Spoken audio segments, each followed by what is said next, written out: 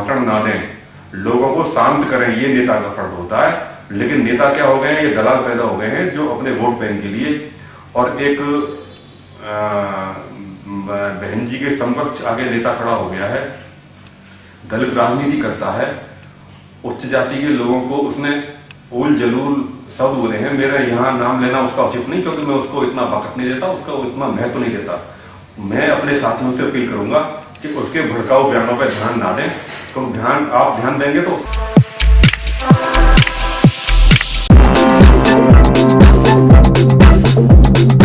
नेताजी, इस समय वर्तमान में भारत में इतनी स्थिति हो रही है, एक मर्डर, कभी हत्याएं। अभी 2 दिन पहले राजस्थान में एक पुजारी के लिए जिंदा जला दिया, दिल्ली में एक राजपूत लड़के की हत्या कर दी गई।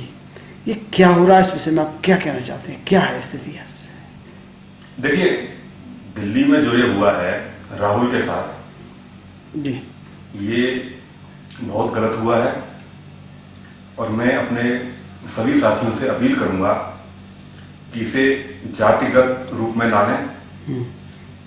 हालांकि वो राजपूत भाई था हमारा लड़का और बड़ा इंटेलिजेंट, बड़ा ब्रिलियंट लड़का था वो दिल्ली यूनिवर्सिटी का।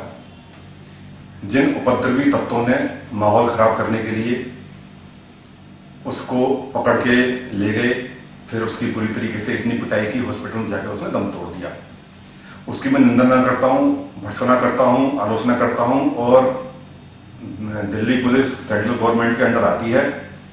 मैं केंद्रीय गृह मंत्रालय से अपील करूंगा कि दोषियों को बिल्कुल बख्शा ना जाए। राष्ट्रीय राजधानी में इस तरह की वारदात हो जाए तो हिंदुस्तान में कहाँ हो, क्या कह सकते हैं।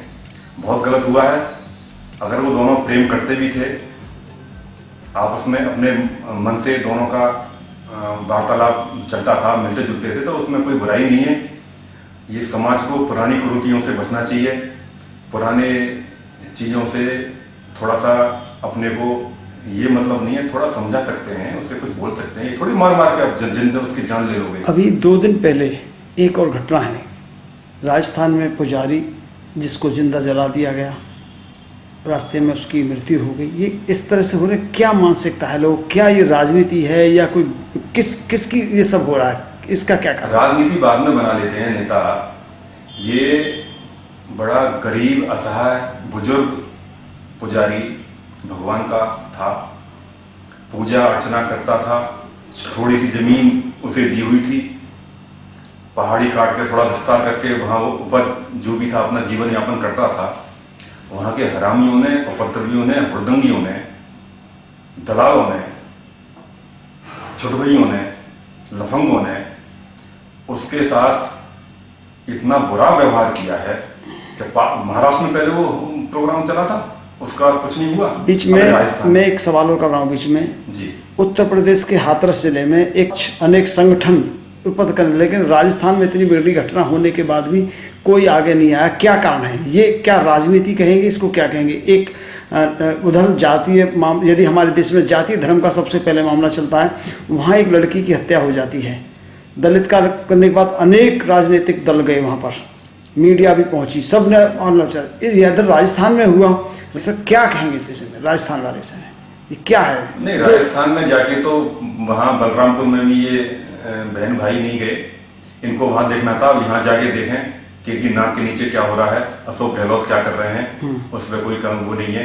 और जहां तक अब हाथरस की बात कर रहे हैं, हाथरस में तो बहुत बड़ी साजिश है, बहुत बड़ा अब फेलियर है और ये राजनीति तो अब शुरू होने लगी है। योगी आदित्यनाथ अगर समाजवादी पार्टी के नेता होते, बहुजन समाज पार्टी के नेता होते, कांग्रेस के होते, जिस मर्जी के होते, व्यक्तिगत रूप में मैं उनकी विचारों से, उनके सिद्धांतों को पसंद करता हूं। ऐसा नहीं है कि वो राजपूत हैं इसलिए करता हूं। योगी जी ने इसको बहुत अच्छे तरीके से टैकल किया है और आज से सीबीआई ने केस रजिस्टर्ड कर दिया है। ये अब सीबीआई अपना जांच करेगी।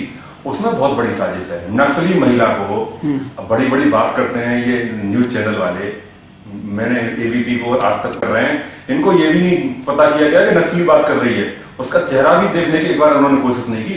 बहुत बड़ी साजिश थी नक्सलियों के द्वारा और खुल के इसमें कांग्रेसियों का हाथ नेताओं का आ रहा है। ये तो साफ रूप से दिख ही रहा है। उस साजिश को फेल कर दिया गया है। जातीय दंगों एक को अभी जो लेटेस्ट खबरें आ रही हैं, आ रहा है कि लड़की से एक जो लड़का है वो बातें करता था, फोन डिटेल्स निकल के आ रही हैं, बहुत से ऐसे साक्ष्य रहते आ रहे हैं, जिससे लड़के ने भी याचिका दायर की है कि मैंने लड़की को नहीं मारा। तो अब क्या क्या छोटा मोटा कोई काम हो जाता है तो उसमें लोग कहते हैं सीबीआई जांच हो। इतनी बड़ी घटना को होने के बाद भी अब कोई भी राजनीतिक संगठन ये कहने को तैयार नहीं है इसकी जांच हो, तो क्या कहा जाए? देखिए, मैं माफ़ी चाहता हूँ, आप कहेंगे यार नेताओं का कोई जमीन है, ईमान धर्म है या नहीं है? पहले तो सीबीआई की जांच कर रहे थे, अब सीबीआई की जांच जब माननीय मुख्यमंत्री जी ने कर दी तो अब उस पर सब साइलेंट हैं। तो इस विषय में क्या कहना चाहते हैं? देखिए, सारे नेताओं को मैं नहीं बोलूंगा, लेकिन अधिकांश नेताओं का कोई जमीर नहीं है, थलचटिए हैं, तलचटवे हैं, अवसरवादी हैं। मौका देख के अपना गिरगिट भी फेल हो जाएगा, रंग बदल लेते हैं। सिद्धांतों से उनका कोई मतलब नहीं, पूरे अवसरवादी हैं अधिकतर, सारे नेता नहीं हैं। कल हमारे क्षत्रिय महासभा के बड़े रेस्पेक्टेड आदरणीय नेता वहां पे गए हैं, और मैं राजपूत हूँ, भारत का जिम्मेदार नागरिक हूँ और संगठन भी चलाता हूँ। अपनी बात को बड़ी जिम्मेदारी से कहना चाहता हूँ कि संदीप नाम का लड़का जो राजपूत था और वो अदर कास्ट से, जो मर्जी है, वो अगर प्रेम भी करता था तो उसमें कोई बुराई नहीं थी। ये दूसरा जो संदीप है उसका भाई है। क्या कभी ये नेता या कोई और जिस तरह से करते हैं कि ये तो इस तरह का कोई भी किसी के साथ ब्लैकमेल कर सकता है, यदि लड़की के भाई ने, मेरी बात को मैं कहूँगा, लोग कहेंगे यदि लड़की के भाई ने मारा उसके लड़की के लिए, तो इस तरह की तो कोई भी, चाहे वो नेता है, चाहे अभिनेता है, चाहे उद्योगपति है, आम आदमी, किसी के साथ भी इस तरह की घटनाएं हो सकते हैं। मारेंगे खुद और किसी के ऊपर भी आरोप लगा सकते हैं। बिल्कुल। तो इस बात को क्यों नहीं समझने की कोशिश करते हैं? क्या चाहते हैं? क्या ये सोच रखे हैं कि हम लोग पावरफुल हो जाएंगे, हमारा कोई नहीं बिगाड़ सकता? क्या ऐसा मामला है जो सच्चाई के सामने नहीं आना चाहते? अनादिकाल से, पुरातन टाइम से, 20,000 30,000 साल से ये प्रूफ हमेशा होता आया है कि सत्य पराजित हो सकता है, हार नहीं सकता।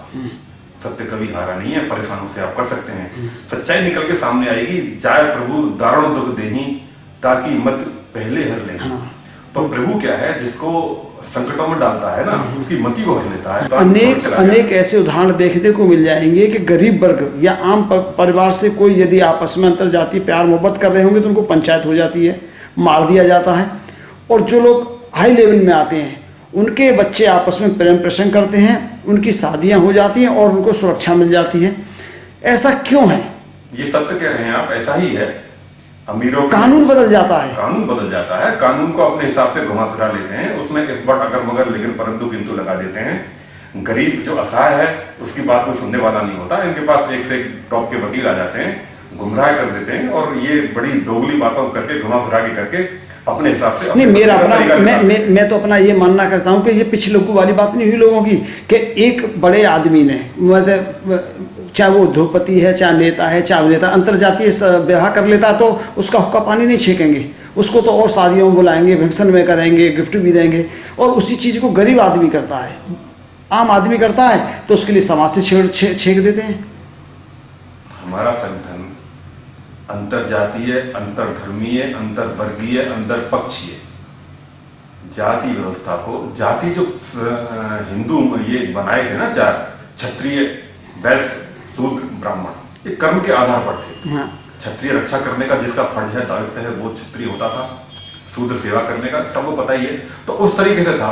मैं तो ये मानता हूं कि अगर एक लड़का और एक लड़की किसी भी जात के हों पैदाइशी, लेकिन अगर वो एक तरीके से एक प्रोफेशन में एक जगह काम करते हैं तो मैं उसे एक ही जाति का मानता हूं, क्योंकि उनका कर्म तो एक ही चल रहा है, प्रोफेशन तो एक ही है। और तो उस तरीके से वो गलत नहीं है। लड़का लड़की की राजी होनी चाहिए। अब पेरेंट्स को ये देखना है, समझाना है कि ये ठीक चल रहा है, नहीं चल रहा है, समझा सकते हैं बस। लेकिन इसमें अगर प्रेम प्रसंग चल रहा है तो मैं उसे बिल्कुल गलत नहीं मानता, और हमारा संगठन भी नहीं मानता। मुझे हाथरस में जो लगा है ये बहुत बड़ी साजिश, जो एक तरीके से अब फेल ही हो गई है। और मैं अपने सभी साथियों से बोलूंगा, जातीय दंगों का रूप ना लें, चाहे दिल्ली वाला हो चाहे हाथरस वाला हो। इसमें मतलब उच्च जाति, नीच जाति, दलित, राजपूत, इस तरीके से सारे हमारे भाई हैं, कोई इसमें छोटा बड़ा नहीं होता। जाति धर्म कर्म के आधार पर बनती है, तो उसको मान्यता दें। और ये आग में, इस देश को घी में मतलब आग लगाने का काम नेता ना करें, वहां दलबल के साथ भड़काऊ भाषण ना दें, लोगों को शांत करें, ये नेता का फर्ज होता है। लेकिन नेता क्या हो गए हैं, ये दलाल पैदा हो गए हैं जो अपने वोट बैंक के लिए और एक बहन जी के समकक्ष आगे नेता खड़ा हो गया है, दलित राजनीति करता है, उच्च जाति के लोगों को उसने उल जलूल शब्द बोले हैं। मेरा यहाँ नाम लेना उसका उचित नहीं, क्योंकि मैं उसको इतना वक्त नहीं देता, उसका इतना महत्व नहीं देता। मैं अपने साथियों से अपील करूंगा कि उसके भड़काऊ बयानों पर ध्यान ना दें, क्योंकि आप ध्यान देंगे तो उसको महत्व देंगे और जातीय दंगे नहीं करने चाहिए। उसकी बुद्धि खराब हो रही है, कुछ दिनों में उसका दिमाग खुद ठिकाने आ जाएगा। मेरा इतना ही कहना है। आखिर में ये जरूर कहूंगा कि अशोक गहलोत को और राहुल प्रियंका गांधी को कश्मीर यहाँ पे जाके देखें कि क्या हुआ है यहाँ राजस्थान में। जिस तरीके का साधु को जला के मार दिया गया, बहुत गलत हुआ है। उसमें जो भी दोषी हैं वो बचने नहीं चाहिए। दिल्ली में जो दोषी है राहुल राजपूत की जो हत्या की है, उनको दोषी नहीं बचने चाहिए। बस इतना ही मैं कहूंगा और सभी से शांति व्यवस्था की अपील करूंगा। सब अपने भाई हैं, किसी के बहकाने और बरगलाने में नहीं आना चाहिए। जय हिंद, हिंदुस्तान जिंदाबाद, भारत माता की जय।